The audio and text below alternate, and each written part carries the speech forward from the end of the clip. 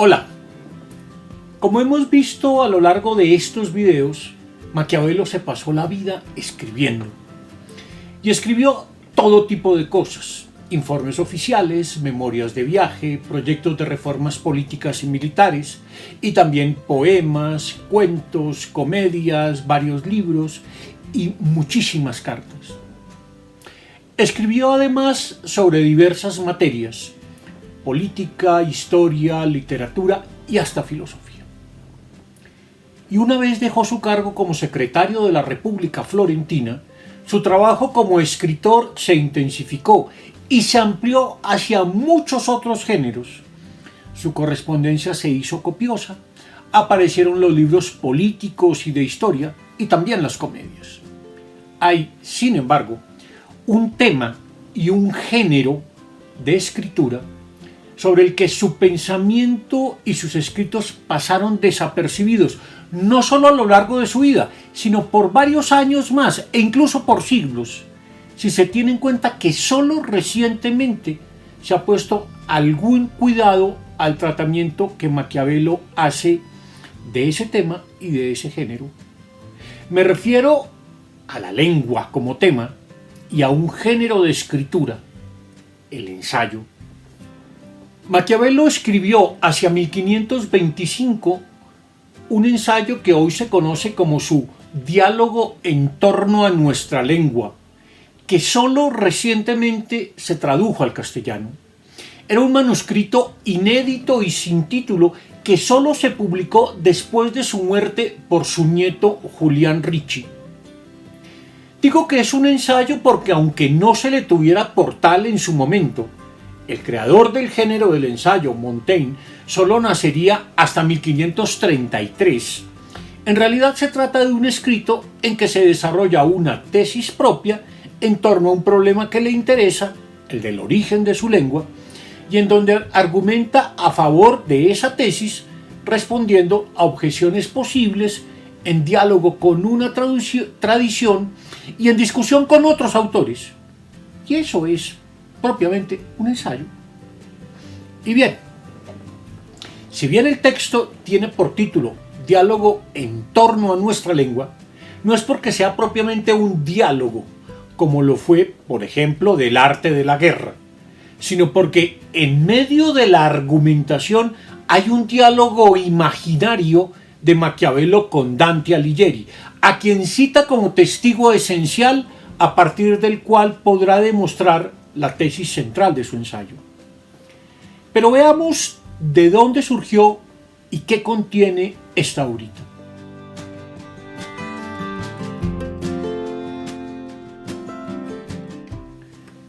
Se trata, ya decíamos, de una obra de la que se tuvo noticia solo 50 años después de su muerte, es decir, en 1577, y de la que se ha discutido mucho si la escribió o no Maquiavelo, aunque hoy, por diversas razones históricas y filológicas, se le suele considerar auténtica. Creo además que en ella expresa pensamientos muy suyos y que son perfectamente coherentes con los que expresa en muchas otras obras.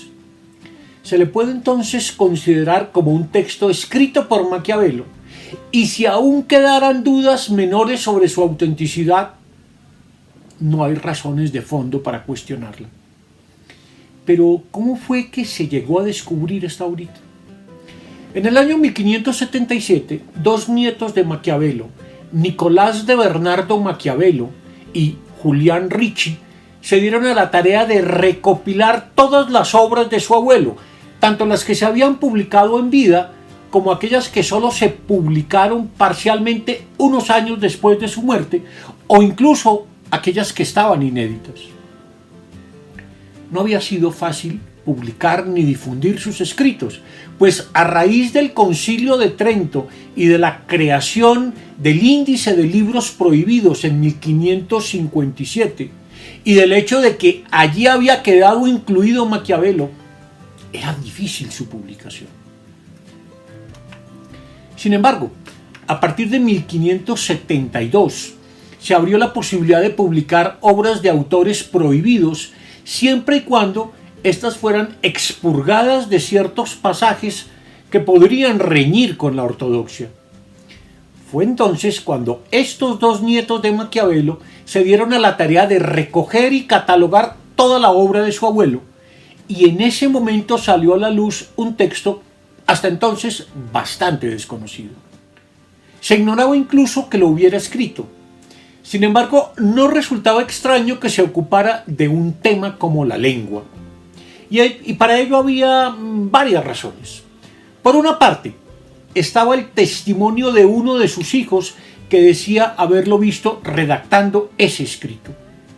Por otra parte, en los últimos años de su vida, y sobre todo en 1524, hubo una controversia muy viva en torno a cuál era el verdadero origen de la lengua italiana. Y sería extraño que Maquiavelo no le interesara participar en esa discusión. Además, estamos ante un texto que no es puramente académico, sino que tiene una intencionalidad política y que tiene además el estilo propio de su autor y que ayuda a comprender aspectos particulares de su pensamiento. Por ejemplo, su sentimiento hacia la patria florentina, su mirada personal de la cultura italiana y hasta su concepción de la comedia. La verdad es que después de muchas discusiones sobre su autoría, su estilo y su fecha de composición, hoy se suele admitir que esta obrita salió directamente de la pluma del secretario florentino.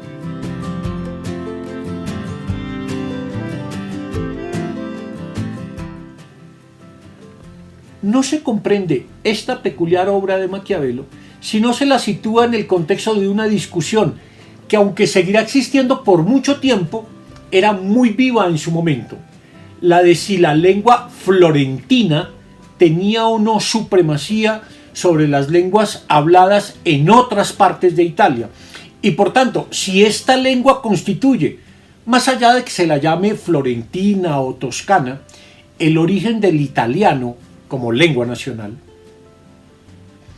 Aunque era una polémica tradicional, se había visto reactivada en 1524 por la publicación de dos obras: la Epístola sobre las letras nuevamente añadidas a la lengua italiana de Trissino y la contestación a esta epístola por parte de Martelli, que defendía la pureza de la lengua florentina. Maquiavelo, que por entonces se hallaba en su casa rural de San Andrea in Percusina, dedicado a supervisar la tarea de la vendimia que se hacía por esas tierras, no pudo resistirse a la tentación de intervenir en la polémica.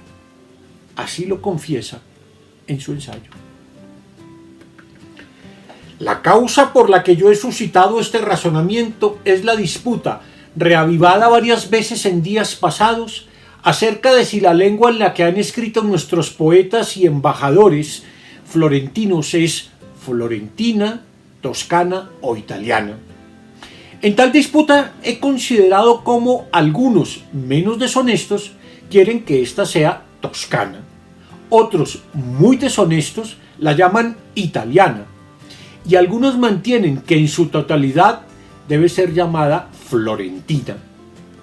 Y cada uno se ha esforzado por defender su posición, de forma que al quedar indecisa la contienda, me ha parecido oportuno desde mi oficio de vendimiador escribiros ampliamente sobre lo que siento al respecto, bien para dar por zanjada la cuestión, bien para dotar a cada uno de argumentos con los que amplificar la controversia.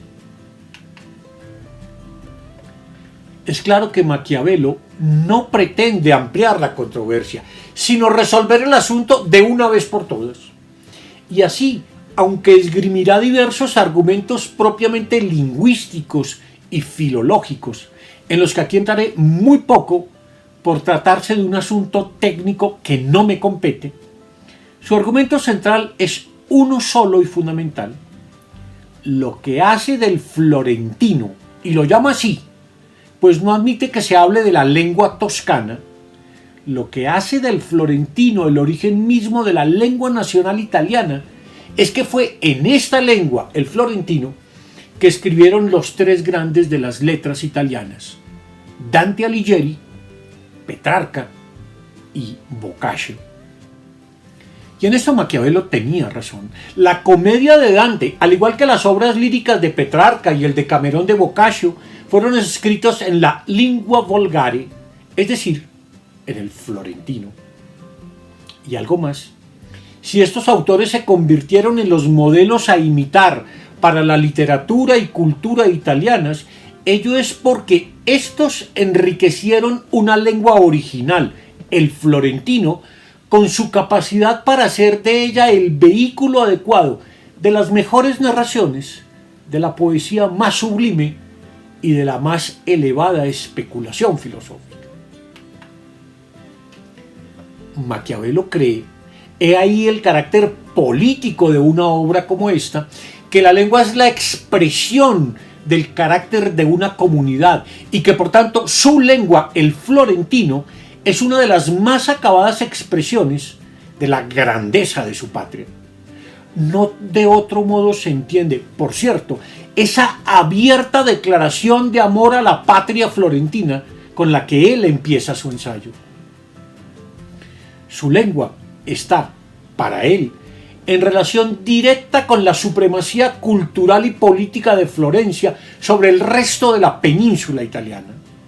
El fenómeno lingüístico es también un fenómeno político, y la lengua, dado que es sobre todo un instrumento de uso y comunicación entre los hombres de una misma comunidad, hay que comprenderla en sus conexiones con la realidad social humana y no solo en sus aspectos literarios o retóricos.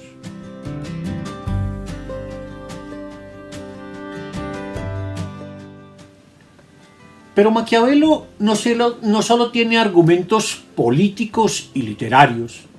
A lo largo de su diálogo esgrime también una serie de argumentos lingüísticos en cuyo detalle no podremos entrar por ahora, y que en todo caso solo serían comprensibles para quien tenga un claro dominio de la lengua y cultura italianas. La idea de que pudiese existir algo así como una lengua común italiana, previa a las lenguas regionales, le resulta a Maquiavelo impensable, pues son tantas las diferencias en las hablas particulares, según sea la región italiana, que no es posible suponer que esas diferencias se den a partir de una única lengua común. Hay además una razón de fondo. Los hombres no aprendemos una lengua y luego la hablamos, sino que por el contrario, aprendemos una lengua solo en la medida en que la hablamos.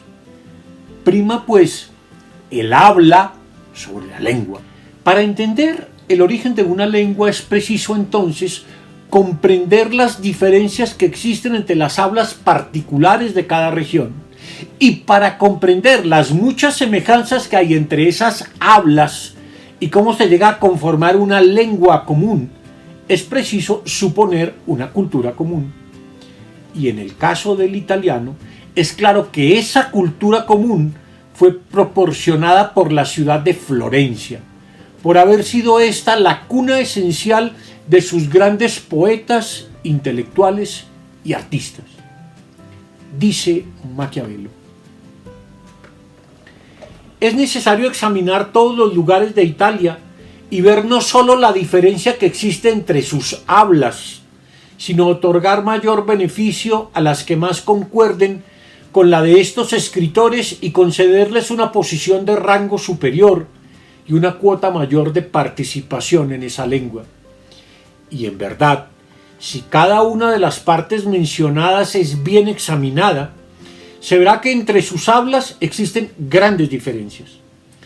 Pero si lo que se quiere es saber de dónde proceden estas, es necesario, en primer lugar, indagar algunas de las razones por las que hay entre ellas tanta semejanza como para que quienes hoy escriben pretendan que los que escribieron antes que ellos tenían que hablar esa lengua común italiana.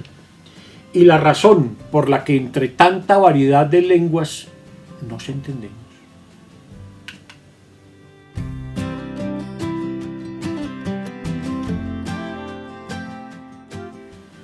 Tras examinar algunos usos lingüísticos en que difieren los habitantes de distintas regiones de Italia, los toscanos, los lombardos, los de la Romaña, etc., Maquiavelo va configurando poco a poco la tesis central de su ensayo.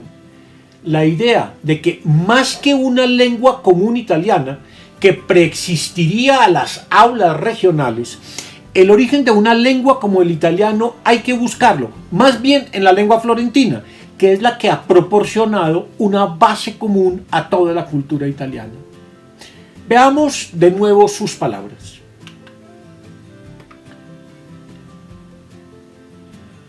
Consideradas, por lo tanto, todas estas y otras diferencias que existen entre las lenguas itálicas, si lo que se quiere es ver cuál es superior a las demás y en cuál escribieron los autores antiguos, antes es necesario ver dónde se colocaron Dante y los primeros escritores, y si dijeron que escribían en la lengua patria o no escribieron, y luego ponerse delante de sus escritos y cotejarlos con una escritura puramente florentina o lombarda o de cualquier otra región de Italia en la que no exista artificio, sino que todo sea natural. Y la que esté más en consonancia con la de sus escritos es la que podremos llamar, creo, la lengua en la que escribieron. Es cosa bien conocida que los primeros escritores fueron florentinos, entre los que Dante, Petrarca y Boccaccio ostentan el primer lugar, de tan alto rango que ya nadie espera que se pueda incorporar a ninguno más. De ellos, Boccaccio afirma en las Centonovelle que escribe en vulgar florentino. Petrarca, que yo sepa, no dice nada. Dante, en uno de sus libros llamado De Vulgari Eloquiu, en el que censura todas las lenguas particulares de Italia, afirma que no ha escrito en florentino, sino en lengua curial, de modo que si hubiera que creerle, borraría las objeciones más arriba formuladas de querer oír de sus labios dónde habían aprendido esa lengua. Y aparece aquí uno de los puntos centrales del ensayo de Maquiavelo, su conflicto con Dante. Aunque lo admiraba como poeta y pensador, le reprochaba con suma dureza lo que él consideraba su traición a la patria, a Florencia. Veamos lo que dice de Dante. Demostró en todo momento ser hombre excelente por ingenio, doctrina y juicio, excepto cuando se puso a hablar de su patria, a la que fuera de toda humanidad y principio filosófico persiguió con toda suerte de injurias. Y no pudiendo hacer nada que no fuera infamarla, la acusó de todos los vicios, condenó a sus hombres, censuró el lugar, habló mal de sus costumbres y sus leyes. Y lo hizo no solo en una parte de su comedia, sino en toda, de forma diferente y de diferentes modos. Hasta tal punto se sintió ofendido por la injuria del exilio. Tanta era la venganza que deseaba, y la ejerció hasta donde le fue posible. Y si por azar Florencia hubiera sufrido alguna de las desgracias que le predijo, ésta habría tenido que lamentar el haber alimentado a ese hombre más que cualquiera otra de sus desdichas. Pero la fortuna, para convertirlo en mendaz y cubrir con su gloria la falsa calumnia por él vertida, la ha dotado de prosperidad continua, la ha hecho célebre entre todas las naciones del mundo y la ha conducido en el presente a tal grado de felicidad y a tal estado de tranquilidad que si Dante la viera, o se acusaría a sí mismo, o sacudido por los golpes de su innata envidia, una vez resucitado, querría volver a estar muerto. Y con tal de no honrarla en modo alguno, compuso esa obra para demostrar que la lengua en la que había escrito no era la florentina.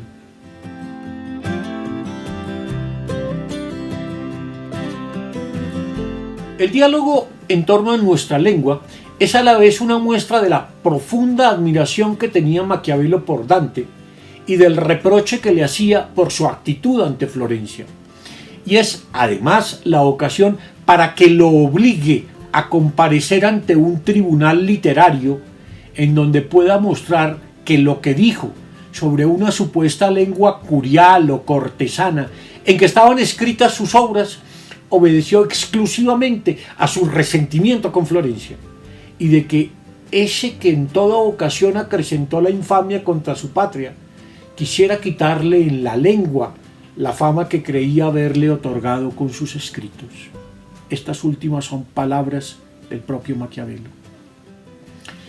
Y es así como Maquiavelo somete a Dante a un amplio y terrible interrogatorio con el que pretende mostrarle que, a pesar de todo lo que haya dicho, sus obras y sobre todo la comedia fueron escritas en lengua florentina.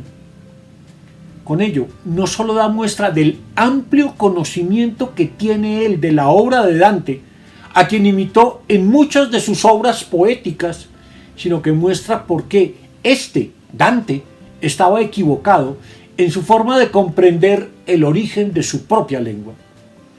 Este diálogo ficticio concluye en reprimenda brutal. Mi buen Dante, quiero que te enmientes y que examines mejor el habla florentina y tu obra, y verás que si alguien tiene de quién avergonzarse, ese alguien será Florencia más que tú. Porque si tomas bien en consideración lo que has dicho, verás que en tus versos no has evitado lo ridículo, y al no haber evitado eso, que deshonra toda tu obra, no puedes haber evitado infinidad de vocablos patrios que no se usan más que en ella, porque el arte nunca puede contradecir por completo a la naturaleza. Y los hombres que escriben en esa lengua, como la aman, deben hacer lo que tú has hecho, pero no decir lo que tú has dicho.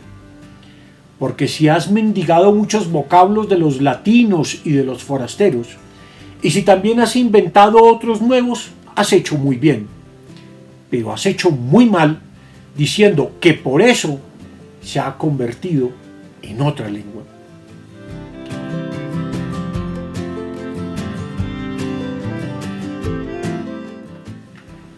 Aunque el ensayo culmine en reprimenda contra Dante, lo esencial en él, más allá de toda disputa histórica o intelectual, es que expresa el modo como Maquiavelo entiende la lengua como un fenómeno cultural y político.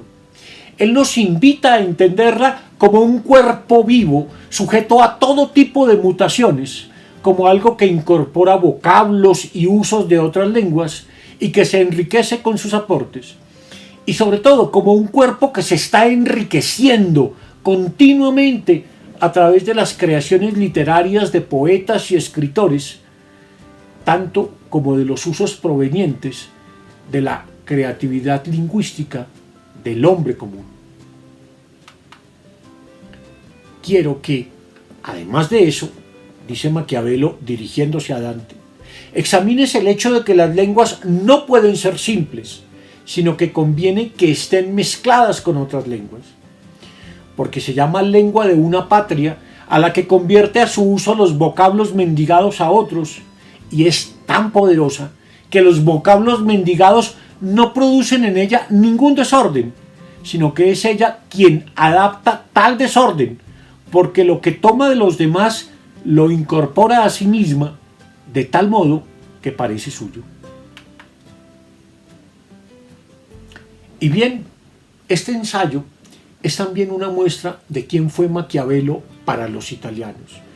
No solo un gran autor político, no solo un intelectual de primer orden, sino también alguien que ayudó a enriquecer su lengua a través de la escritura de sus diversas obras políticas, históricas y literarias. Pero también se trató de un tipo particular de escritura, que aunque con el tiempo hemos ido perdiendo, era muy significativa como vehículo intelectual. Me refiero a sus cartas, a las cartas de Maquiavelo, pues él fue uno de los grandes autores del género epistolar. De tales cartas, como escritos filosóficos y literarios, nos ocuparemos en el próximo video. Hasta pronto.